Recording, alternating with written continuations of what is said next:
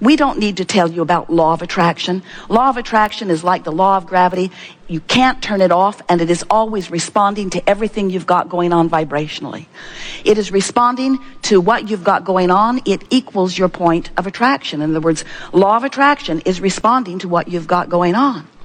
So for a while we've been explaining to you that as contrast causes you to know what you want more clearly, and always in the beginning of that knowing what you want, because the contrast has given birth to it, you're not vibrationally up to speed with it.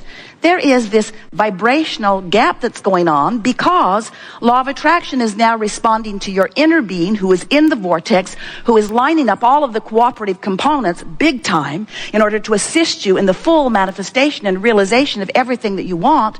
And here you are, having whatever thoughts and beliefs and expectations that you had usually before you launched the desire. So there is this sort of duality going on where law of attraction is responding to both parts of you. The in the vortex part of you and the potentially not in the vortex part of you.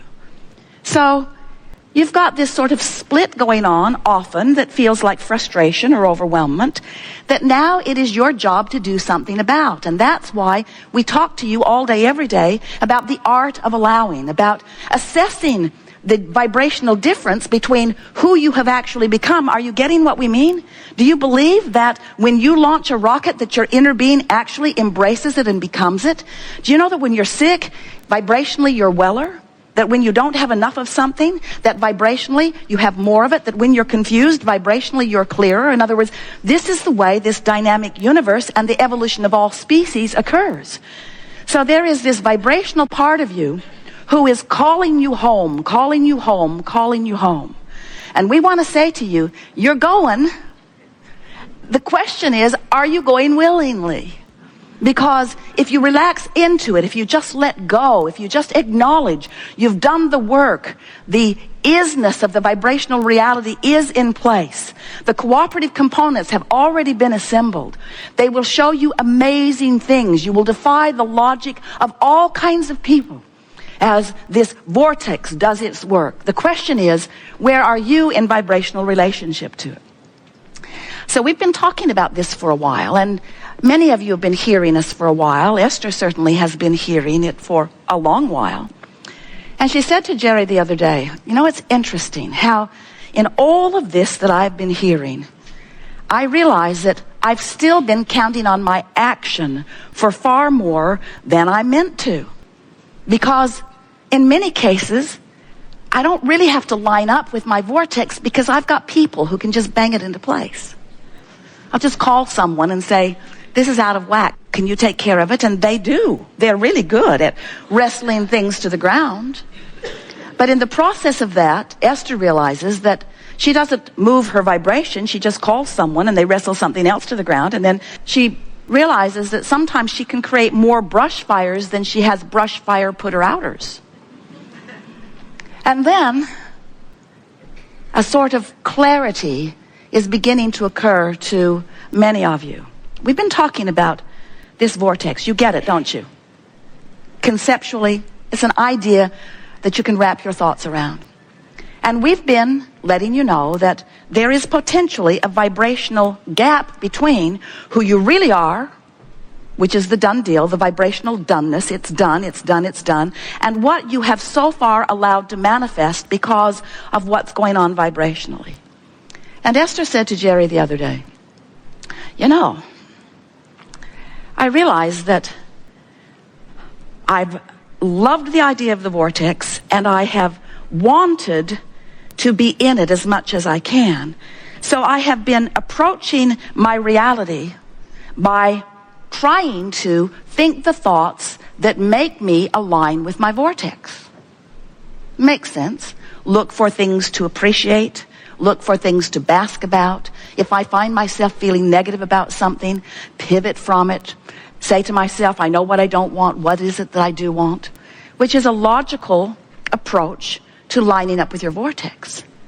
But Esther said, this last week or so, it has flipped for me because now I get it that if I let the vortex and what it means and how it feels be all that I'm thinking about, then in establishing my relationship with the vortex, and every day I'm in it, many times, if I milk my vortex when I'm in it, if I keep it going when I'm there, if I find myself on a happy thought and I rampage it longer, if I let my vortex be my undivided intention, if I let my vortex be what I'm reaching for, I now get it, she said, that my vortex affects my manifestation.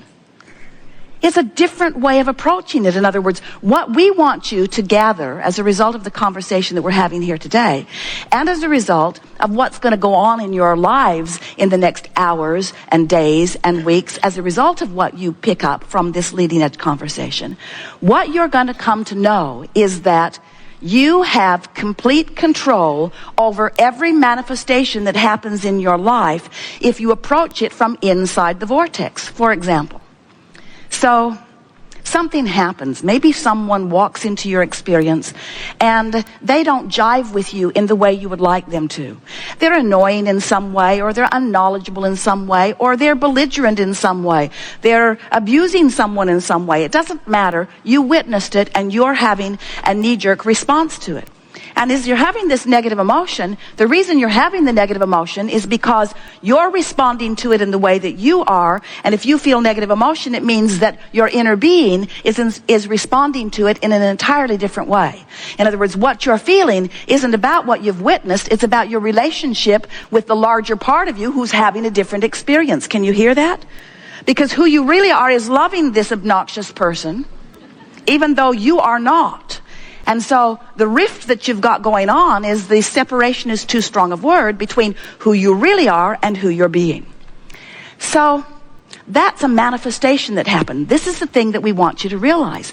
That person walked into your life and you experienced that manifestation. When we talk about manifestations, we know you think we're talking about cars and empires and legacies and books and relationships and all those pinnacle sort of things that you have been thinking of in terms of goals that you're reaching for. But we want you to understand that what manifestations are, what we really mean by manifestation is what's happening now. This is a manifestation. This room, these lights, these screens, this sound, this people, this global audience. This is a manifestation that's happening right here and now. Your relationship with your chair, your relationship with the people you're sitting next to. This is a manifestation. It's happening now. Manifestation. Everything that is happening around you is a manifestation that is evidence of one thing and one thing only: your relationship with your vortex.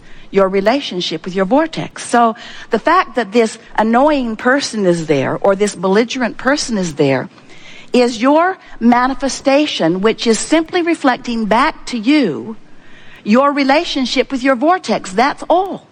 And that's what's so interesting. Esther nearly fell off the bed, and then the chair, and then the car, and then the bed, and then the chair, and then the car. As these processes have been going through her mind, the thought processes, as she realizes that everything that's happening is a reflection of only one thing: her relationship with the vortex. So, for example, Esther said to Jerry, if I were to do something for you kitchen-wise, in my beautiful new kitchen, what would you like it to be? And Jerry said, I would like oatmeal and raisin cookies. And Esther said, consider it done. So she went to the kitchen, snatched everything out of the cupboard except baking soda, which was not there, because she has never baked in this kitchen before. And so she said to Jerry, I'm on the hunt for baking soda. And Jerry said, I think I saw some in the refrigerator at the guest house, because Sylvia has freshened everything, and I think it's in there, like a freshener thing. So Esther said, I'm on it. So she jumped in the car. Now, their garage is carpeted, which is a little tricky, because on 3 occasions, Jerry has ended up at a restaurant with no shoes on. Because it just feels logical to get in the car from the car. So now Esther jumps in the car, goes through a gate or two, goes to the guest house, steps out into the gravel in her stocking feet, and says, right out loud, Can someone please explain to me why I'm here in my stocking feet? And then she tiptoes down the pathway into the cottage and thinks to herself, surely there are a pair of shoes or carpet slippers in the closet. So she walks into the closet and finds herself in very wet carpet. She calls Fidel, and he tells her, as he examines it, that the air conditioner, no one's been in the cottage for a long time, the air conditioner's been running, it's plugged up, and it is draining into the closet. And Esther is saying, now no one needs to tell me why I'm here in my stocking feet.